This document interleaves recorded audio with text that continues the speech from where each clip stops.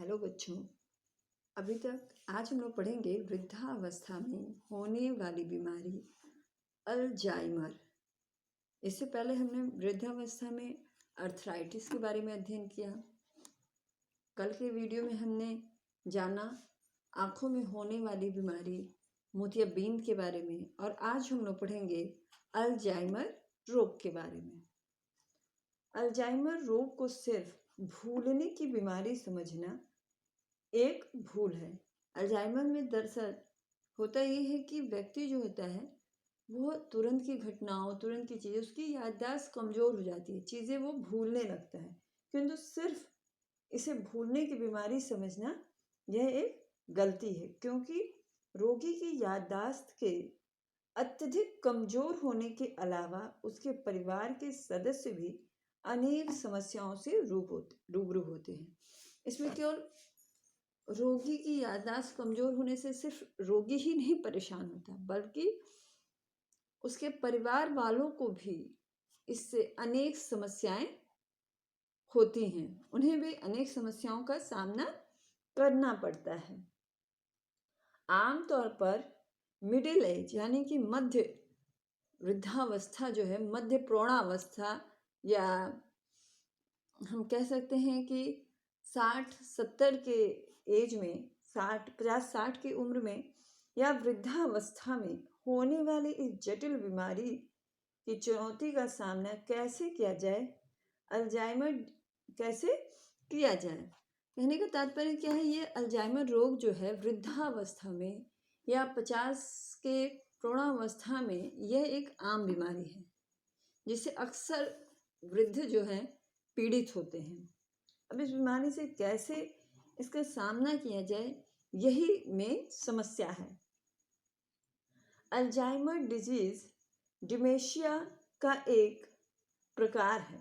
Dementia की तरह Alzheimer में भी मरीज को किसी भी वस्तु, व्यक्ति, घटना को याद रखने में परेशानी महसूस होती है। डिमेंशिया एक बीमारी होती है, डिमेंशिया ये अल्जाइमर का एक प्रकार, ये डिमेंशिया जो है अल्जाइमर का एक मेन वो है। डिमेंशिया का ही अल्जाइमर जो है एक प्रकार है। डिमेंशिया में भी याददाश्त कमज़ोर हो जाती है, लोग भूलने लगते हैं, किसी भी घटना को भूल जाते हैं और अपनी भावनाओं को व्यक्त करने में दिक्कत महसूस होती है, और इन्हें जो है अपने विचारों और अपनी भावनाओं को व्यक्त नहीं कर पाती है, उन्हें इसमें दिक्कत महसूस होती है। अब हम जानते हैं कि वास्तव में अल्जाइमर क्या है।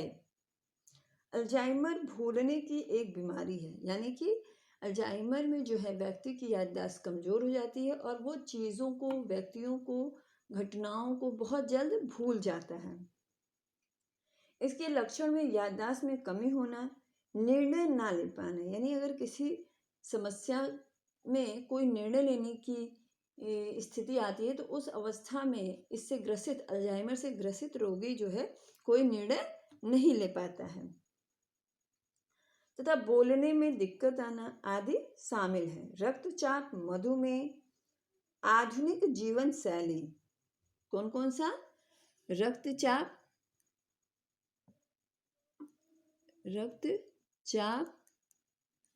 मधुमेह और आधुनिक जीवन शैली।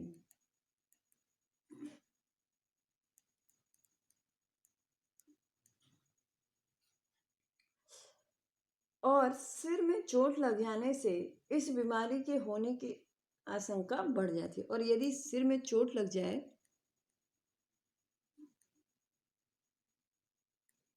सिर में चोट, क्या क्या?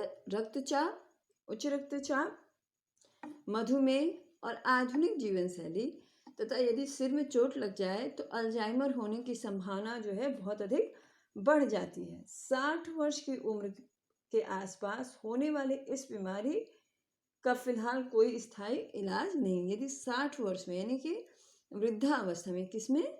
60 वर्ष में, यदि 60 वर्ष में ये बीमारी होती है तो इसका कोई इलाज नहीं है। अब हम जानेंगे इसके कारण।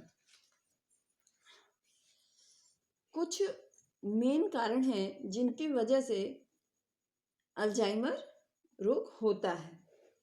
पहला है इसमें कोशिकाओं का सिकुड़ना। उम्र बढ़ने के साथ तमाम लोगों में मस्तिष्क की कोशिकाएं सिकुड़ने लगती हैं। मस्तिष्क की कोशिकाएं क्या होती है? हमारे पूरी बॉडी क्या है? सेल से बनी होती है, कोशिकाओं से बनी होती है। और मस्तिष्क की जो कोशिकाएं होती हैं उनको कहते हैं न्यूरॉन। क्या कहते हैं? न्यूरॉन। इनका काम होता है जो भी जो मैसेज हमारी बॉडी से वो मस्तिष्क तक पहुंचाना, और मस्तिष्क का जो प्रतिक्रिया है उसके विपरीत उसको उन शरीर के अंगों तक पहुंचाना है। उसका क्या कार्य करता है? लाने ले जाने का काम कौन करता है? यह न्यूरॉन करता है। मस्तिष्क से आदेश अंगों तक पहुंचाने का कार्य, और अंगों से कार्य की प्रति प्रतिक्रिया के लिए आदेश लेने के लिए किसको पहुंचाता है? मस्तिष्क तक पहुंचाने का काम कौन करता है? न्यूरॉन करता है। तो कोशिकाएं सिकुड़ने लगती है, नतीजे न्यूरॉन के अंदर कुछ केमिकल्स कम हो जाते हैं और कुछ केमिकल्स ज़्यादा हो जाते हैं। इस स्थिति में मेडिकल भाषा में अल्जाइमर्स डिजीज कहते हैं।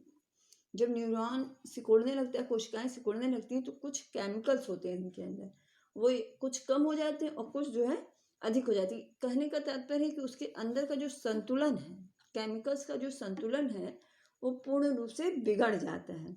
तो उस स्थिति को हम कहते हैं अल्जाइमर्स डिजीज। अन्य कारणों में 30 से 40% मामलों में अनुवांशिक होते हैं, यानी कि एक पीढ़ी से दूसरी पीढ़ी में जाते हैं। 30 से 40% जो बीमारियां पता चलती हैं उनमें अधिकतर जो होती हैं वो कितनी अनुवांशिक होती हैं, यानी माता पिता से बच्चों को मिलने वाली बीमारी होती है। इसके अलावा हेड इंजरी यानी कि सर में चोट लगना, वायरल इन्फेक्शन और स्ट्रोक में भी अल्जाइमर्स शरीर के लक्षण उत्पन्न होते हैं। यदि सर में चोट लग जाए या संक्रमण उत्पन्न हो जाए तो भी जो है अल्जाइमर्स के लक्षण दिखाई देते हैं। फिर नेक्स्ट है ब्रेन केमिकल्स में कमी। ब्रेन सेल्स जिस केमिकल्स का निर्माण करती है, यानी ब्रेन सेल्स जो होती हैं, कोशिकाएं जो होती हैं, जिस सेल्स का निर्माण करती हैं उसे एसिटिल कोलिन कहते हैं। क्या कहते हैं? उस केमिकल्स को क्या कहते हैं?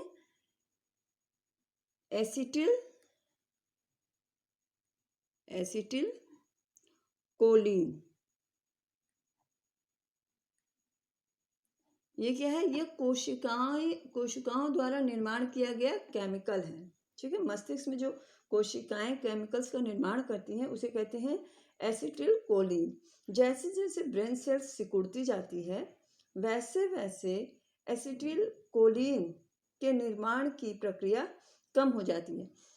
इस केमिकल्स का निर्माण कौन करता है? कोशिकाएं करती हैं। तो जब कोशिकाएं सिकुड़ने लगती हैं, छोटी होने लगती हैं, तो इसका निर्माण जो है बहुत कम हो जाता है। दवाओं के जरिए एसिटिल कोलिन और अन्य केमिकल्स के क्रम होने की प्रक्रिया को बढ़ाया जाता है। जब दवाएं दी जाती हैं तो एसिटिल कोलिन तथा जो दूसरे केमिकल्स हैं उनके बनने की प्रक्रिया को बढ़ाया जाता है। बढ़ती उम्र के साथ ब्रेन केमिकल्स का कम होने लगना जाना एक स्वाभाविक शारीरिक प्रक्रिया है। यानी जैसे जैसे एज बढ़ने लगती है उसके साथ साथ केमिकल्स, यदि कोई अन्य चोट नहीं है, कोई संक्रमण नहीं है, तो जब बढ़ती उम्र के साथ जो है ये केमिकल्स कम होना स्वाभाविक है, स्वाभाविक एक शारीरिक प्रक्रिया है। लेकिन अल्जाइमर्स डिजीज में यह न्यूरोकेमिकल्स क्योर नहीं कर सकते, लेकिन दवा देने से रोगी का राहत जरूर मिलती है। परंतु ऐसे तो इसको ठीक नहीं किया जा सकता, किंतु दवा देने से कुछ राहत मिल जाती है। लेकिन जांच, प्रोजेस्टेरॉन इमिशन, टोमोग्राफी जांच से इस रोग का पता चलता है। एमआरआई जांच भी की जाती है। सर का एमआरआई भी किया करके अल्जाइमर्स का पता लगाया जा सकता है। फिर आता है हमारा लक्षण। फिर आता है लक्षण। फिर इसमें कि व्यक्ति जो है, व्यक्ति में भूलने की भूलने की क्षमता विकसित हो जाती है, यानी कि स्मृति जो है वो याद रखने की याददाश्त जो है वो कमज़ोर हो जाती है। पहला इसमें है कि स्मरण शक्ति में कमी के कारण पीड़ित व्यक्ति कई बातें भूलने लगता है। इसमें सबसे मेन लक्षण क्या है कि जो पीड़ित व्यक्ति होता है उसकी याददाश्त कमज़ोर हो जाती है और वो कई सारी चीज़ें भूलने लगता है, जैसे नाश्ता किया या नहीं किया, या दवा खाई या नहीं खाई। कभी कभी वो परिवार के लोगों के नाम भी भूल जाता है, अपने घर का रास्ता भूल जाता है, सुबह नहाया है या नहीं नहाया ये भूल जाता है। तो कहने का तात्पर्य है कि इसमें जो मेन लक्षण है वो याददाश्त में कमी है और तुरंत ही चीज़ें भूलने लगते हैं। इस अवस्था में जो है व्यक्ति जो है तुरंत ही चीज़ें भूलने लगता है, चाहे वो घटना हो, घर के लोगों का नाम हो, रास्ता हो, नहाना या प्रतिदिन की दिनचर्या के कार्य हो, वो भूलने लगता है। फिर है इलाज। मस्तिष्क कोशिकाओं में केमिकल्स की मात्रा को संतुलित करने के लिए दवाओं का प्रयोग करते हैं। अभी हम लोगों ने पढ़ा कि कौन सा कि जो केमिकल कोशिकाएं जो होती हैं, ब्रेन की कोशिकाएं जो होती हैं, न्यूरॉन जो होती हैं, वो एक प्रकार का केमिकल बनाती हैं। कौन सा केमिकल होता है? एसिटिल कोलिन बनाती है। तो जब ये सिकुड़ने लगती हैं तो इनके एसिटिल कोलिन बनाने की क्रिया जो है वो कम हो जाती है तथा इसमें संतुलन जो है बिगड़ जाने के कारण अल्जाइमर रोग होता है। किंतु जब हम दवाओं का प्रयोग करते हैं तो कुछ हद तक जो है ये केमिकल जो है संतुलित हो जाते हैं। दवाओं के सेवन से रोगी की याददाश्त और उसकी सूझबूझ में सुधार होता है। दवाओं के प्रयोग से क्या होता है? रोगी में सूझबूझ विकसित होता है तथा रोगी में सूझबूझ विकसित होता है तथा याददाश्त भी ठीक हो जाती है। फिर दवाएं जितनी जल्दी शुरू की जाए उतना ही फायदा होता है। जितनी जल्दी दवाएं शुरू की जाए उतना ही रोगी को फायदा होगा। दवाओं के साथ साथ रोगी और उसके परिजनों को काउंसलिंग भी करनी चाहिए। जैसे जैसे दवाएं तो दी ही जाए पर साथ ही रोगी का तथा उसके घर वालों का काउंसलिंग करानी चाहिए, यानी कि परामर्श बातचीत होनी चाहिए ताकि उनकी समस्याओं को सुलझाया जा सके। काउंसलिंग के तहत रोगी की लक्षणों की सही पहचान कर उसके परिजनों को उससे निपटने का सटीक व्यवहारिक विधियां बताई जाती हैं कि किस तरीके से रोगी के साथ कैसा व्यवहार किया जाए, किन किन चीज़ों को अपनाकर उनकी याददाश्त को थोड़ा ठीक किया जा सकता है। फिर है देखभाल। परिजन रोगियों को सक्रिय जीवन जीने के लिए प्रेरित करें। जो घर वाले हैं वो रोगी को प्रेरित करें कि वो सक्रिय जीवन जिए, यानी कि हमेशा क्रियाशील रहे, वो कोई चीज़ भूले नहीं। जो कुछ भी वो करते हैं अगर वो अपना कार्य पूरा करते हैं तो उन्हें शाबाशी देनी चाहिए, उन्हें और उत्साहित करना चाहिए। फिर थोड़ा शारीरिक परिश्रम भी कराना चाहिए उन लोगों से, कोई शारीरिक कार्य कराना चाहिए जिससे कि हमेशा वो एक्टिव बने रहें। फिर अगर मधुमेह है या उच्च रक्तचाप है, यदि उनमें मधुमेह है, डायबिटीज़ है या उच्च रक्तचाप है तो समय समय पर उनकी दवाइयाँ देनी चाहिए, उनका इलाज कराना चाहिए। फिर रोगी अक्सर गिर जाते हैं इसमें जो है रोगी अक्सर गिर जाते हैं तो उसके लिए क्या करना चाहिए कि रोगी को या तो वॉकर दें या फिर उन्हें मजबूत छड़ी दें ताकि वो गिरे नहीं। फिर नेक्स्ट है कि रोगी की दिनचर्या नियमित तथा सहज रखनी चाहिए, यानी कि बहुत टिपिकल ना हो कि इसके बाद ये करना है उसके बाद ये नहीं। जो मेन उनके कार्य हैं उसे ही कराना चाहिए ताकि उन्हें अपने कार्य अपनी चीज़ें याद रहें। फिर पीड़ित रोगी के प्रति धैर्य रखें। बहुत बार ये भूल जाते हैं चीज़ें, तो हमेशा इन्हें इनके साथ धैर्य के साथ रहना चाहिए। कभी इन्हें डांटना नहीं चाहिए, किसी बात के लिए इन्हें डांटना या किसी तरह की कोई सज़ा नहीं देनी चाहिए, इन्हें डराना नहीं चाहिए। और रोगी जो होता है कई बार क्या होता है कि ये लोग जब कहीं बाहर जाते हैं तो ये घर का रास्ता भूल जाते हैं, तो इसके लिए इनके जेब में इनका पहचान पत्र होना चाहिए।